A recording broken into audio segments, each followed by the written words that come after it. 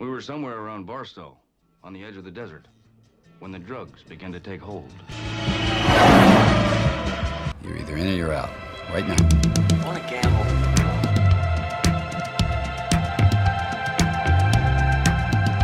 I never want to hear those words out of your mouth again. Gambling is not your problem. Has anybody ever told you before you're bad luck? Most gamblers, when they go to gamble, they go to win. Those were my mother's dying words. When we go to gamble, we go to lose. Show me the money. Let's get out of here, man. Show you money. Honestly, let's just go. Let's go to Vegas. Look at you back in that, Jerry. I want you to say what you would mean it, brother. Show me the money! It's the Sports Memery Vegas pregame show. Good morning, Newman, and welcome to Red River Rivalry Week. Little tongue-tied there. We have a great slate of college football today. I can't believe it is already week 6. And again, I'm digging these kind of weekly rivalry games. Rivalry week exists, but I like getting a little bit every week. How are you doing today? Yeah, I'm doing pretty good. Ready for this week's games. I mean, last week I had a pretty good week. Personally, I think in picks, not maybe as great, but some of them were just kind of weird lines and stuff. But overall, I had in my pick'em league, I did pretty well. Tied for first place. Unfortunately, a tiebreaker did not go in my favor. But personally, Florida State won, so that's a win. Florida lost, Miami lost that week, and Jimbo lost. So, all around. That's a lot of smiles. That's a lot of smiles. Week. Yeah. And also, even if you don't do great, as long as your upset picks look good, you look good. Right? Yeah, so, for sure. when you can hit on those, you sound like a genius. And typically that's how you win money, is with those nice plus money picks. For sure. So do you want to start recapping a little bit of the highlights from last weekend? Yeah, so we're going to start right off. I already mentioned it, that Florida lost to the Kentucky Wildcats. Yours truly wore a Pillsbury Doughboy shirt last week for the picks and gave it out as take Kentucky getting 8.5. Well, they won outright. So Florida actually outgained Kentucky throughout the day by a lot, and just penalties kicked them in the ass.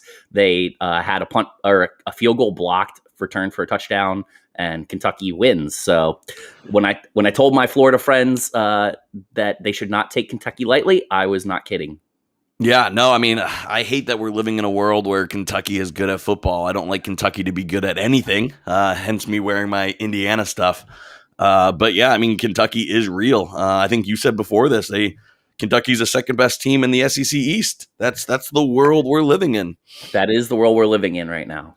Now I don't think that they have a chance to beat Georgia, but it could happen. Exactly. Their quarterback's weird. He eats bananas with the peels. He drinks coffee with mayonnaise. Just hey, whatever gets you going. Get you going. Anyway, other big upsets we had last week. Stanford beat Oregon, which the Pac-12 is officially dead. Yeah, it's bad for Oregon, bad for the Pac-12. To lose that game, you've got the college football playoff in front of you, and losing to Stanford. Basically, other than the Ohio State game, Oregon has not looked that great this year. So, I think that might say a little bit more about Ohio State, but we'll get to that. Yeah, Mississippi State knocks off Texas A&M. No surprise here. I called it. Somehow it was still an upset because people love Texas A&M and they always give them that credit when it shouldn't be due. I've been on this show. I've been on 2 horses all year in the SEC. I've been all over Kentucky and I've been all over Mississippi State, and they just continue to win me money. So, Texas A&M, you and I didn't love them going into the season, and they're turning out to be who we thought they were.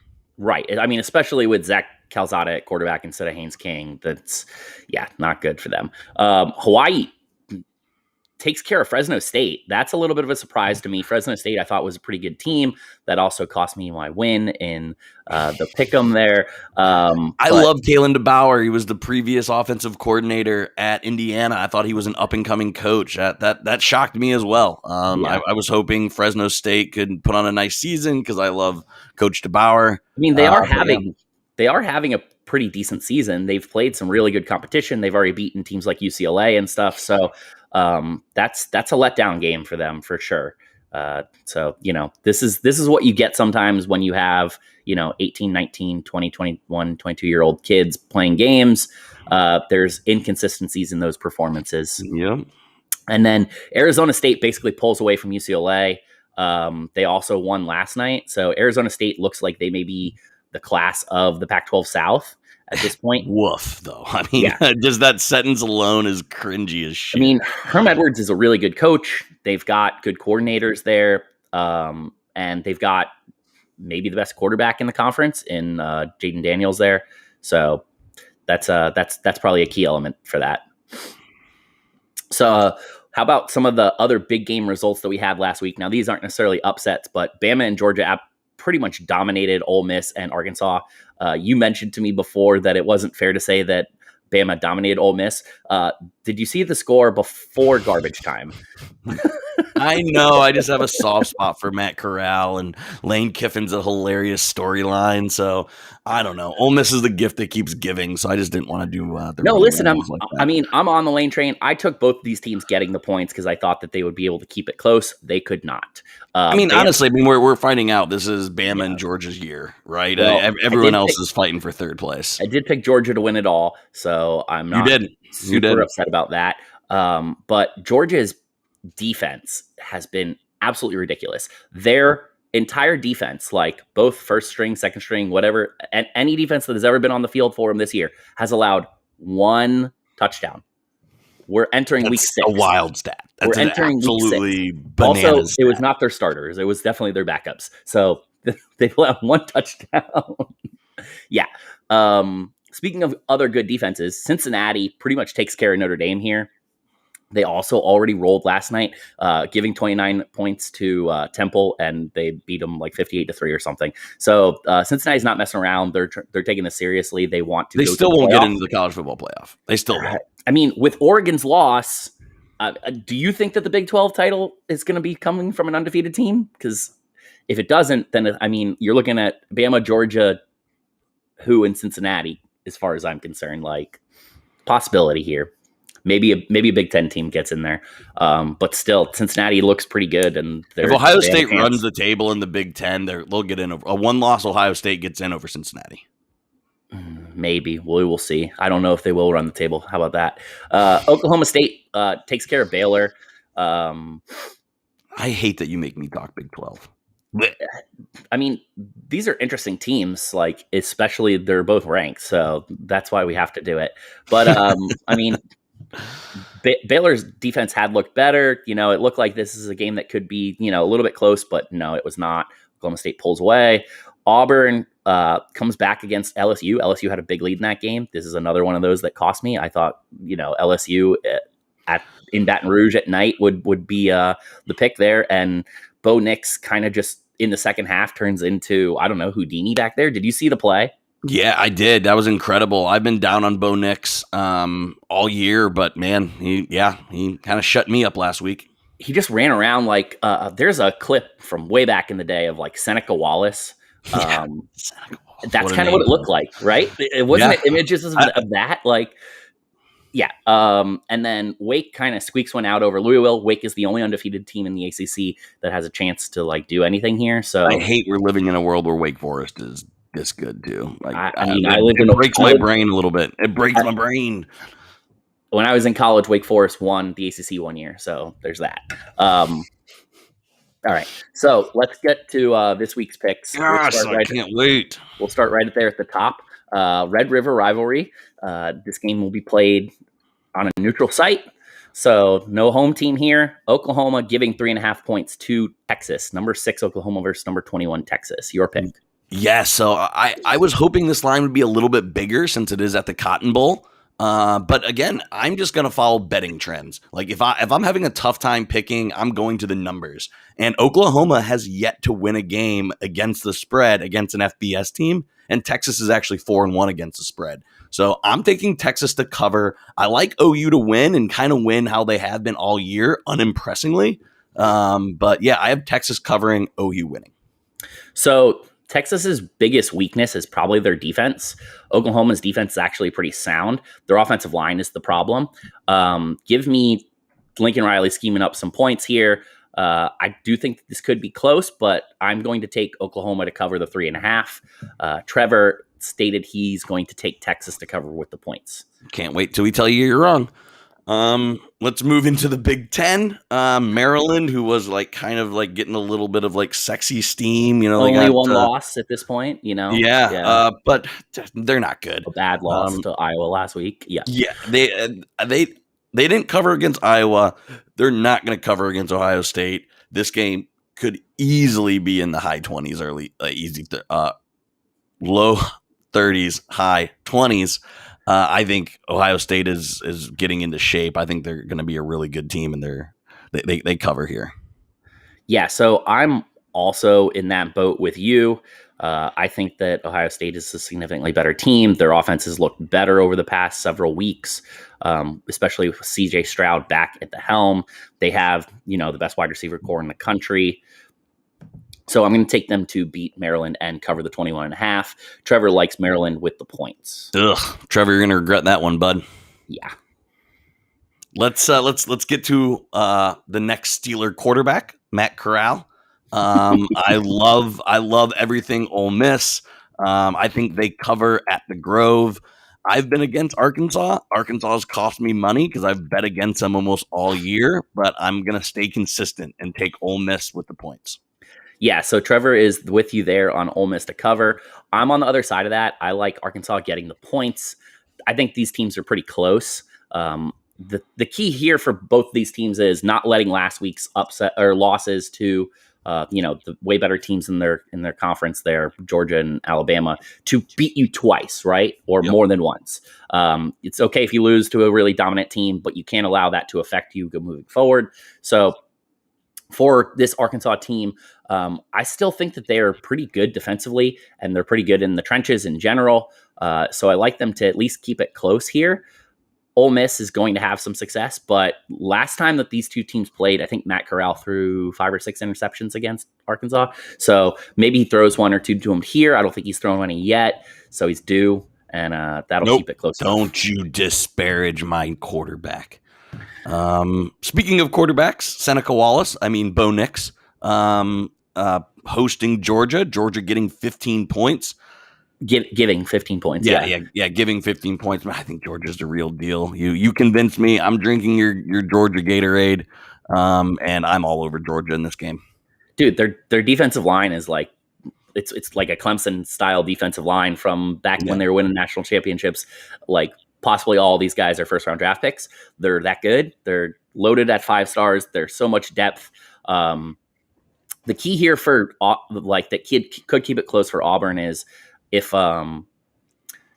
Stetson Bennett is the starter at quarterback for Georgia, then it may, they last week they kind of just stuck on the ground, didn't ask him to do too much. So you could maybe get a similar outcome of it. The thing is, like I said, Georgia's not giving up any points. Bo Nix, if he tries to do the shit that he did last week, he's going to get killed. Yeah, he's going to get killed. And that is probably going to result in turnovers.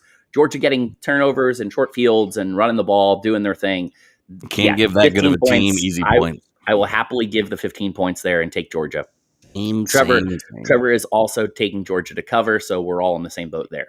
There we go. We got some Carrier Dome action. Can Syracuse play spoiler to the ACC favorite? So Syracuse defense has actually played pretty well this year. They did lose last week to Florida State. And because of that, I am on the Wake train. So Wake giving 6 points here. Trevor's in line with us there. Any team that loses to Florida State, I think you gotta fade hard. So Wake Forest covers. I can't. That's a weird line. I think Wake Forest wins probably by 10, maybe 12 points. That's one of the easier lines. I've been hearing action on the Syracuse side of it, which is a little confusing to me. I don't really get it. I agree. But so I'm definitely going to take Wake there. I think that their quarterback is good enough to get the job done and continue to play that well. And it's a really well coached football team, which Syracuse is not. That being the difference there. Yep. All right, your action. Yes. Again, you want to talk defense because that's what you're going to get in this game. Penn State at Iowa. Two teams that are just, again, kind of exceeding expectations. This game is so close. The spread's only 1.5. Penn State getting those points. For me, I'm going to, in a game like this that's truly split, I'm going to take the better quarterback. And while I don't love Sean Clifford, there's no doubt he's better than Spencer Petras. So give me Penn State. I'm taking that money line because, again, I don't mess with, 1.5. I'm just going to take the extra juice there for money line pick. So give me Penn State, but I genuinely don't know. I think this is going to be an incredible game. If I am betting this game, I'm betting the under because they both have two really good defenses. They're both ball control teams. And I think this is going to be great. I'm really excited for this game. Yeah, so to me, the big difference here is that Penn State actually has some pretty explosive skill players there on offense, whereas I don't think that Iowa does. So give me one of those guys. They got Laporta there. Laporta's going to play on Sundays. He's a great tight end. But yeah, that's about the only offensive weapon, I guess. Yeah, but what's the Penn State's kid's name, number 5? He's just all over the field. Like there's one guy that you got to stop on Penn State, and nobody can seem to do it. So I like him to get loose and Penn State has a stable of running backs. They always have good tight ends. Yeah, you're right. They also both these defenses are good, so it's like who's got the better offense, and to me, I think Spencer Petras is due to have like a dud game because he's looked good, but it's been like risky throws and stuff like that he's just kind of getting away with. And he won't get away with it on Penn State. That's for sure. At some point, the luck is going to run out. I mean, Iowa at home. So that's probably why this line is as close as it is. But yeah, give me Kinnick's tough. I may lean Iowa if this was more of like a 7:00 kick because Kinnick at night is electric. But yeah, no, I think we're all in Penn State and so is Trevor. Yeah, that makes me scared. I'm scared we're all taking Penn State. But yeah, it is what it is. So next we got number 9 Michigan. Is this right? Are they getting points at Nebraska? No, they're -2.5 here. Okay. And I got to imagine it's only because of Adrian Martinez. Nebraska's bad. Scott Frost is going to get fired. This is again right up there with the Wake Forest game. I think this is one of the easiest lines of the day. I think Michigan, I don't think is very good. They've had a pretty light schedule. The game last week against Wisconsin's bad. So Michigan's not good, but Nebraska is even worse. Give me Michigan. Yeah, so Nebraska's defense has actually played pretty well since that loss to Illinois in week 1. But Michigan is probably better on the lines. They're going to be able to, do what they need to do. Jim Harbaugh. This is a game where they just wear on you. Like this might be like upset alert in the first half by the time the third and fourth quarter wind around, like you're right. The Michigan just has way too many horses for Nebraska. The other thing is Michigan hasn't made many mistakes on offense. They're not really turning the ball over, and Adrian Martinez can definitely do that. So I'm going to count on that to occur here and take Michigan, giving the points. Trevor's also on Michigan.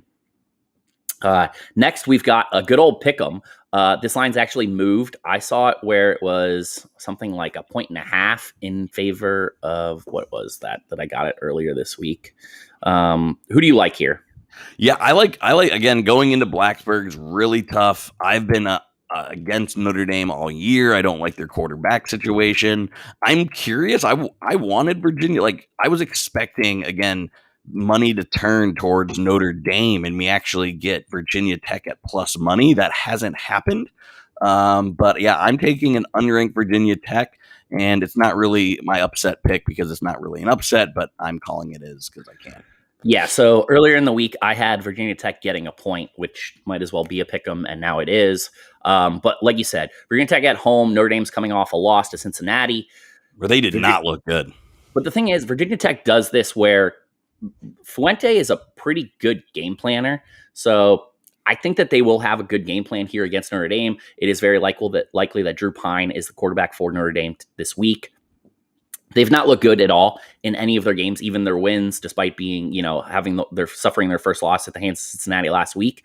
So give me Virginia Tech at home at night in a rowdy stadium with Enter Sandman leading the way in and Notre Dame not really having the energy to match. Yes, agreed. Trevor is picking Notre Dame because he's dumb. Back to the SEC, LSU at Kentucky. Again, I despise Kentucky. We'll talk about rivalry. They're the university I spite the most. But they've won me a lot of money, and I'm not stopping now. I taking the 2.5 because I do think this could be a close game. But LSU has been disappointing. Give me the weird quarterback in Kentucky. Yeah, so LSU has lost their best player, Derek Stingley. He's probably not going to come back this year because even if he was able to come back healthy, there's no reason to just opt out and go prepare for the NFL, where you're probably going to be, top 10 pick or whatever. LSU's defense is not that great. Their offense is also not that great. They have Butte, and that's about it. So give me Kentucky to cover the 2.5 points. I think they're going to be able to run the ball very effectively against LSU, as everyone else has. And Kentucky typically has one of the better offensive lines. Plus, they got Chris Rodriguez, probably going to have a big game. I like Kentucky to cover this big. You could tease that line up probably another 3 or 4 points and still be good. Gotcha. Last game we're going to talk about, Alabama at Texas A&M. Do the Aggies have a chance here? They do not. So Jimbo often keeps these kinds of games close, but the way Texas A&M's offensive line is played this year, they're not that great. They lost a bunch of guys, so they haven't replaced those. They're down to their second-string quarterback. Their defensive line's pretty good, but there's no chance that they have the depth to keep up with Alabama. And this is easy Alabama crockpot game. If they don't go out there and just light them up to start the game, then in which case they might beat them by like 60. If they don't do that, they'll pull away late. This is Alabama giving the 18 points. I'd probably give them 3 touchdowns at minimum. Yes. Yeah, no, I wouldn't tease up the LSU Kentucky game, but yeah, I'm probably going to bring this up to 20.5. Is what I'm going to do. So. And Trevor is also on Bama to cover. So hopefully we made you some money today. And but these should be some fun games to watch regardless. So absolutely go get your drinks, get your food, get your butt on the seat because the 12 and 4 o'clock slate are a ton of good games. Yeah. All right, Newman. Until next time, man. Go Noles. Hopefully we can get a second one. North Carolina, baby.